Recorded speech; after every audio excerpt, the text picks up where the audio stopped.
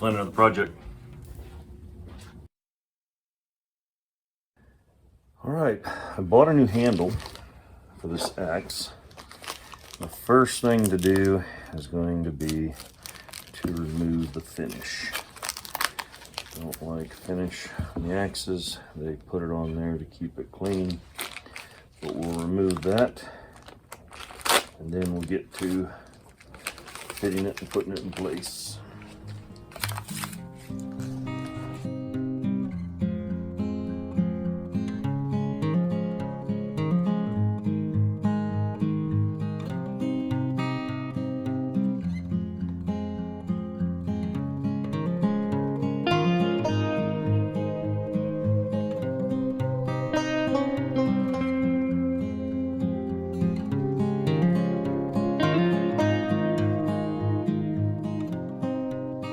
Hopefully the camera can pick up on the difference there. See where the raw wood is, where the shiny finish is.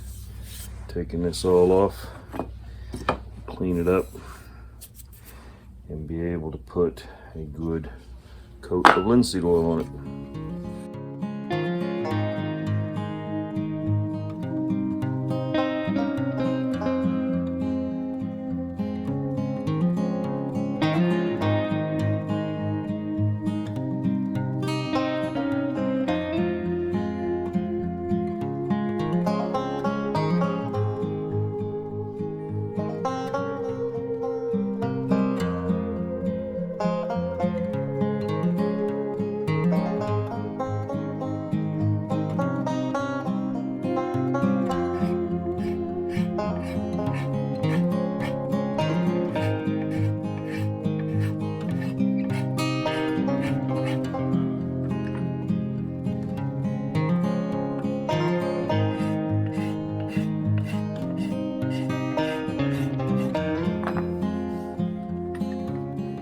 All right, let's get an initial fit. See how much we got to do here. Oh wow, that goes in nicely. That's already more than halfway through, so we do need to get it down here on the shoulder, but that is great, so we won't have to fit too much. The secret to having a good bond with your axe and your handle is to make sure as much surface in the inside is touching the inside of the eye. And so we set this together and fit it like that, and now we tap that in there hard, and we will be able to see where the head comes in contact, where the eye comes in contact with the handle, and we can slowly clean that up so that it'll fit. This little tool right here is just phenomenal. I don't know if you can see, but it's like little small hacksaw blades that are crisscrossed. This one here is really coarse. This one here is really fine, but it acts like a file. It flexes just a little bit, but it's riveted together here on probably 4 spots, and it will flex back and forth, but it removes wood so nice, easy to control.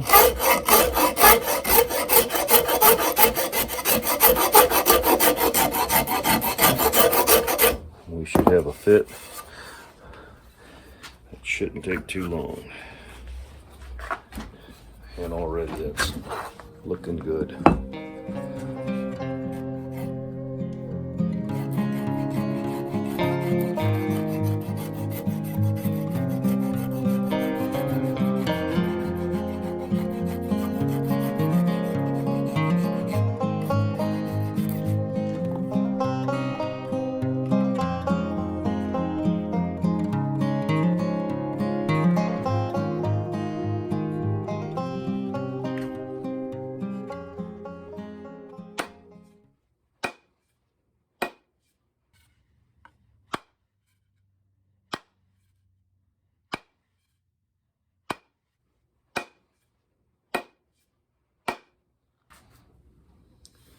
All right, we can see that that's getting down on there nicely. It's getting close to where we want it. Now let's take and tap this out. See where we're coming in contact and where we're not. We're good and tight right here on the shoulder. The rest of this looks pretty clean, so I don't want to remove any more wood from here, because when we put that wedge in there, that'll expand that wedge will expand that out, so it'll come in contact with the eye. So we want to focus all of our attention down here on this shoulder where you can see it's rubbing.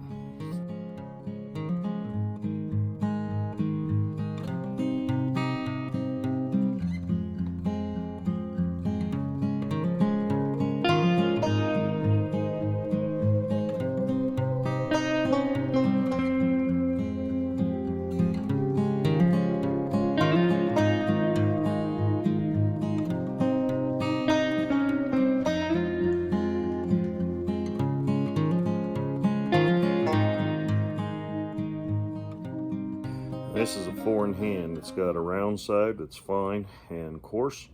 And it's got a flat side that's fine and coarse.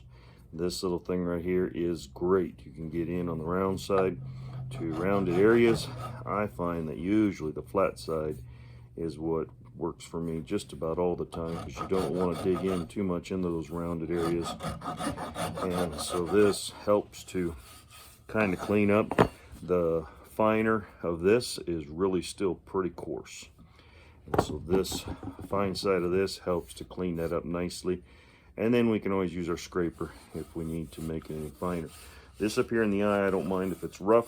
I want it to not be slick. I don't want it to be super smooth, because I don't want that head, I want that the inside of that eye is not real smooth, and you want that to grip this wood really, really well.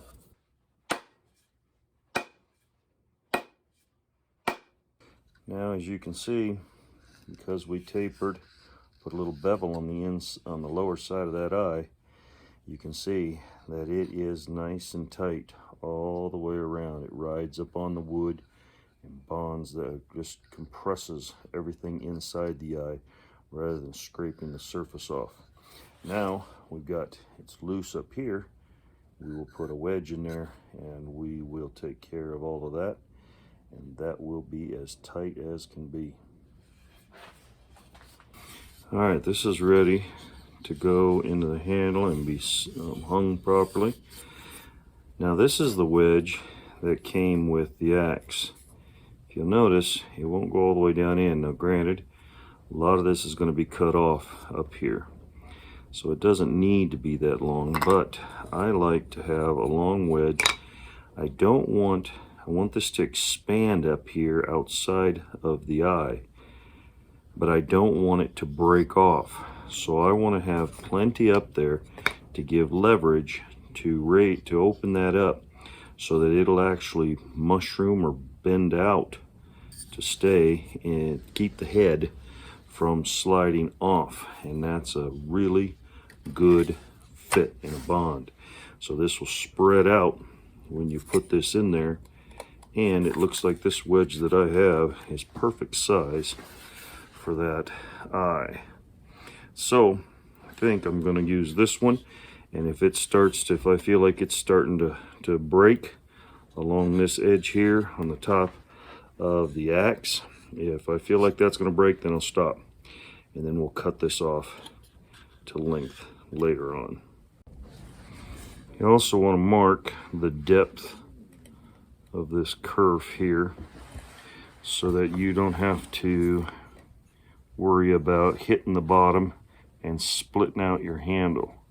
So you mark that with a pencil and just bring it all the way on across there, and that way you have a real good idea just when you're coming to the end there, and you can stop. If you're up here and it looks like it's going to start breaking off the top, that's fine, it's no problem, but you can fill that all the way up. This wedge is not too thick, so I think it's going to work really well for us.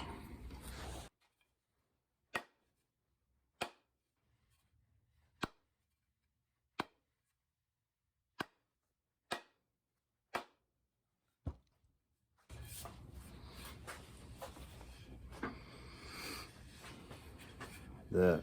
It's nicely seated. It's a little high on the shoulder, but not bad, really. Some people would call that perfect, and I'm gonna call it good. So now let's expand this out so we can get rid of these gaps that we have right here and here. The way I like to hold my axes when I'm getting ready to put that wedge in is I have a block of wood down here underneath my vise, and the handle sets on that, and then the vise holds it in place so that I'm able to drive that thing home without it sliding or moving in my vise. This is some linseed oil.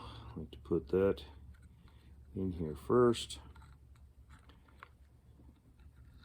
all around the edges, down inside here. It will run down through into the handle sometimes. One thing that's nice about this is you can tell just how tight your bond is down at the bottom of the eye if you put this oil on there, and you see just how much comes through, or if any comes through. If none comes through, then you know you are tight as can be. If a little bit comes through, you're fine. It will soak it up and it will swell nicely. So let's put that in place. If you haven't seen my jig here that I like to use, I took this block of, I think it's hickory, so it's good and hard, and it was just a nice square block. I put this piece through here, this cut through the middle, and that will set on top of my wedges, and that way I'm getting a good even hit as I'm driving it down inside of that eye.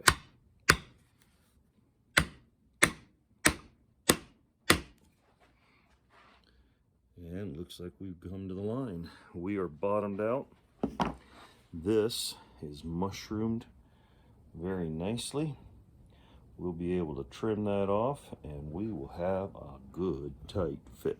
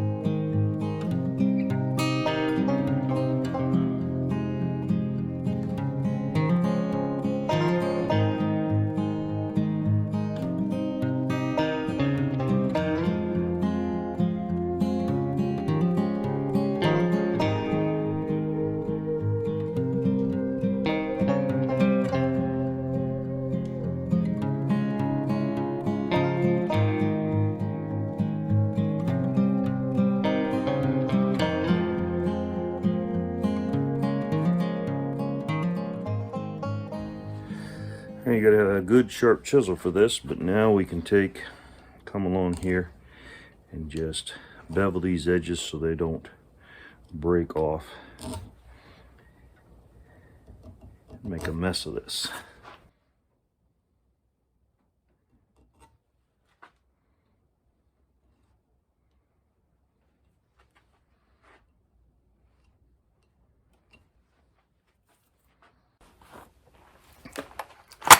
All right, one final step is I like to put a round wedge in here. Have a couple of wedges here. We'll see if that one's a little big. That, I think, will work nicely. We'll put that in there like that.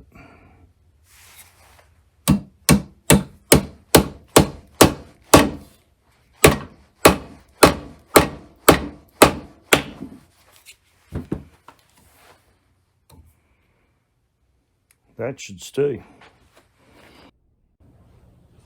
You'll look at this handle's on here so tight You got a little bit of linseed oil that's bleeding through, but none of it has run down the handle. So that is so tight, it is sealed up. So now let's get a coat on the entire handle, and we'll be in really good shape.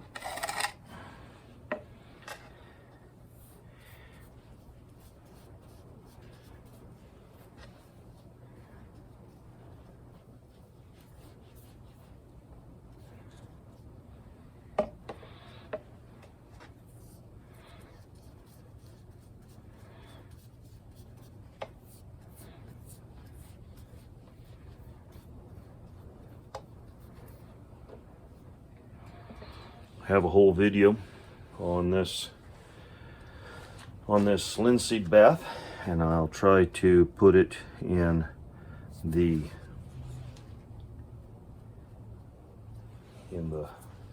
below the video so that you can see it if you'd like to know more about it.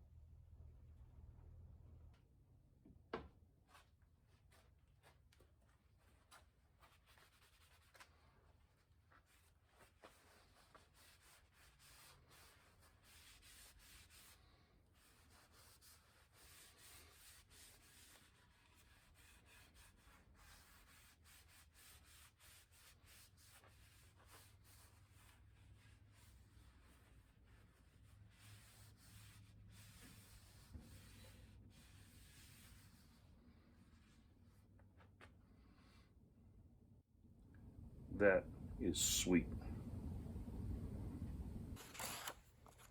I don't think it's quite as sharp as I had my Norland, but this will cut wood well. Let's take it out for a spin.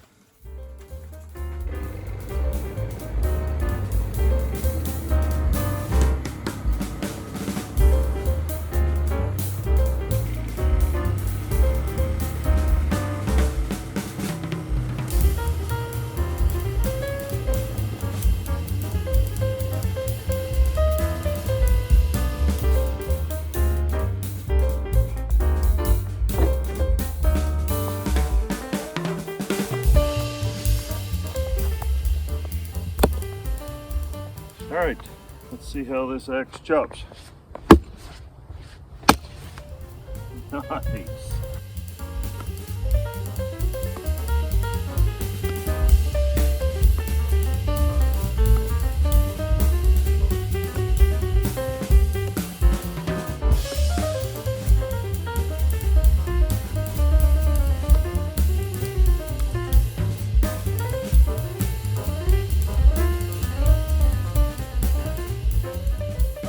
That works great. I like it.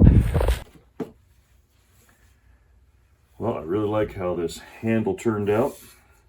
One of these days I will do a handle from scratch, but this one here was limited on time, and not everybody's going to be able to make a handle from scratch.